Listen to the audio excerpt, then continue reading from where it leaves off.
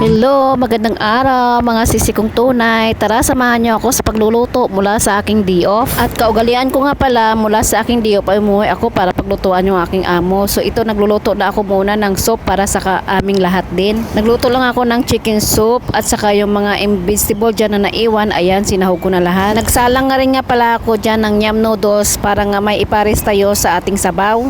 Hindi naman kasi nagrereklamo yung mga amo ko kung anong lulutuin ko at ihain sa hapagkainan namin. Pagkatapos kong maluto yung noodles, ayan, sinalang na natin at nilagyan natin ng malamig na tubig para mas maganda yung texture. At sinunod ko na rin ang pagbabad at paghugas ng gulay. Dito nga pala sa amo ko, 30 minutes yung pagbabad ng gulay at nilalagyan ko ito ng baking soda para nga matanggal yung mga maliliit na insekto dyan para nga hindi namin makain. At habang nagbababad tayo ng gulay, ayan, nagluto na muna ako ng onion dyan para nga isahog natin sa ating beef slice. Niluluto ko kasi muna yung onion bago yung karne para nga hindi malata. At tinanggal ko na yung sibuyas at ikikip aside natin. At sinunod ko naman itong lutuin yung ating beef stripe. Madali lang ito lutuin mga kasisi ko. Wala pang 10 minutes ay luto na ito. Naglagay lang ako dyan ng konting soy sauce para nga may malasa at nilagyan ko na rin dyan ng asin.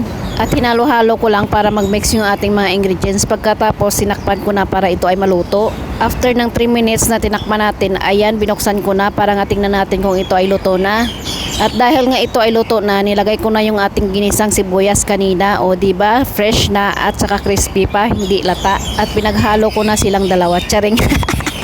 At ito na, hinain na natin ito sa ating plato nga para nga may serve na natin sa ating amo. At syempre, kahit ako ay kakain din dito. O diba, naka-OT ka na, may bayad ka pa, at syempre nakalibre ka pa ng kain. At nilagyan ko nga pala dyan ng Coranger. At ito, ininit ko nga pala yung fried rice at saka yung spaghetti na leftover namin nung nakaraan, kaya okay pa naman at inistim ko at ininit. At dahil nga may spaghetti tayo pasta na naiwan, syempre yung sauce ay iinitin na natin. Ito nga pala yung mga sauce CCI leftover namin at saka nilagay ko lang ito sa plastic at nilagay sa freezer para nga sa sunod na araw ay may gagamitin tayo. Para tipid at save na rin tayo. At dito naman nagpakulo ako ng tubig at nilagyan ko na ito ng ginger o kaya luya.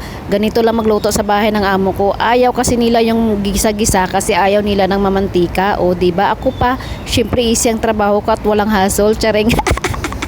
At ito na, naihanda ko na sa aming lamisa yung aming dinner. O diba, nakalibre na ako, naka-OT pa ako at nakasweldo pa. O tara na, kain ng mga kasisi ko. Maraming salamat po and God bless you all. Ingat po tayo palagi. Bye bye!